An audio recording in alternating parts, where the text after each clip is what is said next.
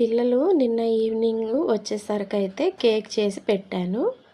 అది వాళ్ళు వచ్చిన వెంటనే అయితే తినేశారు. అప్పుడు ఓన్లీ 2 గుడ్లేసేసి కొద్దిగానే చేశాను. ఇంట్లో ఆ 2 గుడ్లు ఉంటేనే వెంటనే తినేసి మళ్ళీ మాకు రేపు కేకే కావాలి అని అయితే గట్టిగా పట్టుబట్టేశారు. అందుకని చెప్పేసి మళ్ళీ నైట్ టైం అయితే కేక్ అయితే ప్రిపేర్ చేశాను. రేపటికి ఈవినింగ్ స్నాక్స్కి అదే కావాలి, మార్నింగ్ స్నాక్స్కి బాక్స్లో పెట్టి పంపించమన్నారు స్కూల్కి.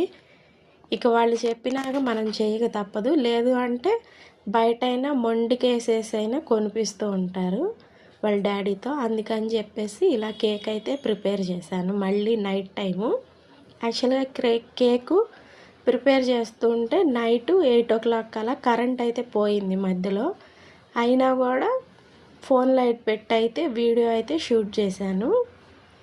కేక్ ప్రాసెస్ మొత్తము ఆల్రెడీ నేను అంతకుముందు సింపుల్గా ఎలా చేస్తానో మీకు ఛానల్లో ఉందండి, ఒకసారి చెక్ చేయండి.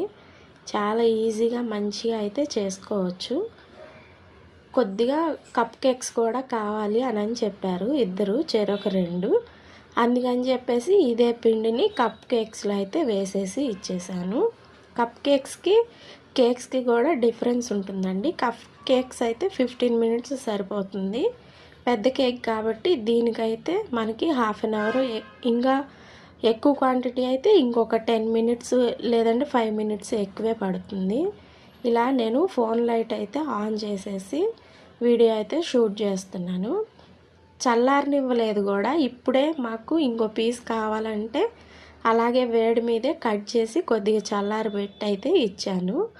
మనం ఎలా చేసుకున్నా సరే పర్ఫెక్ట్గా అయితే వస్తుంది. నేను బయట కేకులు బర్త్డేకి అలాంటప్పుడే తప్ప విడిగా చాలా తక్కువ, మ్యాక్సిమం ఇంట్లోనే చేస్తూ ఉంటాను సింపుల్గా.